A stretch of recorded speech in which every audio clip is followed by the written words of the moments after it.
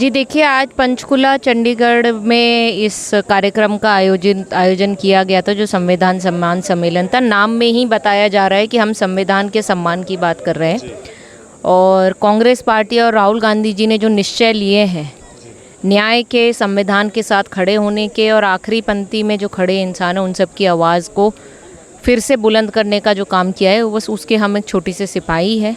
और हम कोशिश कर रहे हैं जो बहुजन समाज है, उस समाज में जो 80% हमारे देश का समाज है, हमारा ये मैसेज जाए और आने वाले समय में एक ऐसी भूमिका हम देखें राहुल गांधी जी की और कांग्रेस पार्टी की जो बहुजन हित में हो।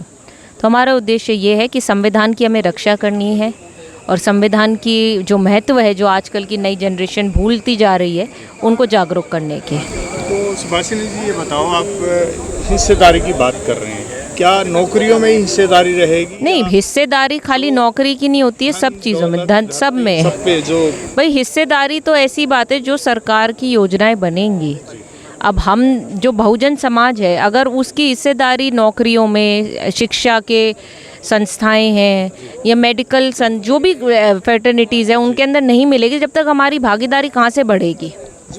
तो ये बहुत ज़रूरी है कि सब, जिसकी जितनी जनसंख्या उतनी उसकी हिस्सेदारी होनी चाहिए। और इस मुद्दे पे मेरे पिताजी ने ही अकेले प्रखर होकर संसद से लेकर सड़क तक लड़ाई लड़ी थी। तो आज राहुल गांधी जी ने वो संकल्प लिया है, तो ये दूसरी जनरेशन को ट्रांसफ़र हो रहा है। जी नहीं, जैसे संविधान में पहले ही प्रोविज़न है ये तो चीज़ों का, 70 साल में क्यों नहीं किया? फिर एक बात बताइए, प्रोविज़न है तो अपने कितने लोग हैं? कितने लोग हैं जो पूंजीपति है? कितने लोग हैं जो हॉस्पिटल या किसी बड़े बड़े व्यवसाय में है? सुभाषिनी जी, मेरा कहने का मतलब ये है कि जैसे ही सरकार बनेगी, उधर वाले पोथी पत्रे उठा के फिर वहीं बैठ जाएंगे। ऐसा कुछ नहीं है, आप लोगों को विश्वास करना होगा। ये कोई झूठों की सरकार नहीं बनने वाली है, सच के आधार पे सरकार बनेगी। यहाँ पर 15 लाख रुपए अकाउंट में नहीं आ रहे हैं। यहाँ पर ऐसी बात नहीं की जा रही है कि 2 करोड़ रोज़गार दिए जाएंगे। यहाँ पर मोटी बुनियाद जो रखी गई है सच्चाई की है, और सच्चाई से हम लोग आगे चल रहे हैं। जो बात कह रहे हैं वो बिल्कुल सार्थक है, निरर्थक नहीं है। 1 लाख रुपये, मेरी बात कंप्लीट होने दीजिए। 1 लाख रुपए गरीब महिलाओं के अकाउंट में जाएंगे। 25 लाख तक आप हॉस्पिटल में जाएंगे, आपको मुफ्त इलाज मिलेगा। इससे ज़्यादा और क्या हो सकता है? ये गरीबों के हित की हम बात करें। किसान के लिए एमएसपी फिर से रिवाइज़ की जाएगी। ओबीसी आरक्षण को जो लिमिट कैप कही उसको बढ़ाया जाएगा, तो तभी तो हमारी हिस्सेदारी बढ़ेगी। जब तक आप लोग सहयोग नहीं दोगे या अपना समर्थन जनता नहीं देगी, तो कहाँ से ये बात बन पाएगी?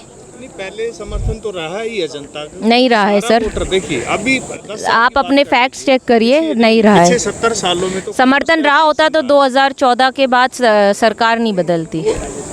2014 के बाद नहीं मिला ना, क्योंकि इतना अगर 2000 जो है राहुल गांधी जी ने सार्वजनिक मंच से ये बात कही थी, कुछ गलतियां कांग्रेस पार्टी की भी रही है, कुछ कमियां कांग्रेस पार्टी की भी रही।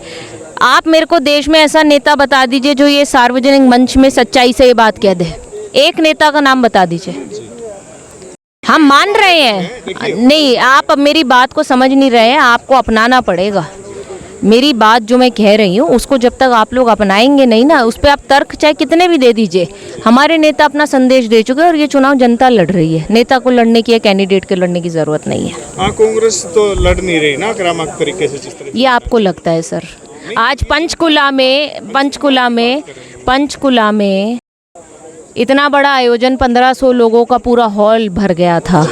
कहाँ से आए ये लोग? ये के प्रति तो कौन, क्यों आए? संविधान के जो बात है ना, जो अभी राहुल गांधी जी कह रहे हैं हिस्सेदारी, ये इधर बोलिए ताकि आपकी आवाज़ भी नहीं आ जाएगी कोई। हिस्सेदारी की जो बात कर रहे हैं राहुल जी, हम तो यही सिंपल यही क्वेश्चन है, हिस्सेदारी वही तो नहीं है कि जो पहले आज तक जो थोड़ा थोड़ा सा दाना मिलता रहा उसी में गुजारा? फिर आप अच्छे से फॉलो नहीं कर रहे हैं राहुल गांधी जी को, मैं ये कहूँगी। नहीं, आप उनकी बातों को सही तरीके से, सकारात्मक तरीके से लोगों के बीच में लेके नहीं जा रहे हैं। वो ये बात नहीं कह रहे हैं। आप लोग लेके जाएंगे तो हम तो जा रहे हैं, हम तो कर रहे हैं काम। आप बताइए ना। हरियाणा का भी अगर हम बात करें, हरियाणा पंजाब का कोई भी कैंडिडेट, नेता तो कर रहा है ना। नेता बीजेपी में कौन बात कर रहा है, मुझे को बता दो।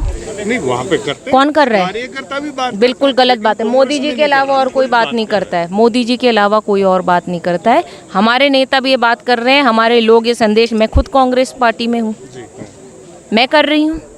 और कितने आपको प्रमाण दूंगा? आप कैंडिडेट नहीं है ना, मैं तो कैंडिडेट की बात कर रहा हूँ जिन्होंने पार्लियामेंट उससे में कोई जाके फर्क नहीं बोलना पड़ता है, सर, उनकी बात कर उससे रहे हैं। कोई वो तो फर्क नहीं बोलेंगे पड़ता ये है। बात पे। 4 जून के बाद जो नतीजे आएंगे ना आपको पता चलेगा। अब किसी के मुंह में हम शब्द तो नहीं डाल सकते, नेता जो बोलता है ना पार्टी उसी लाइन पे चलती है, कैंडिडेट या कार्यकर्ताओं के कहने से नहीं। हमारा काम है मैसेज लेके जाना। तो कितनी सीटें ले सकते हैं आप कहाँ पे?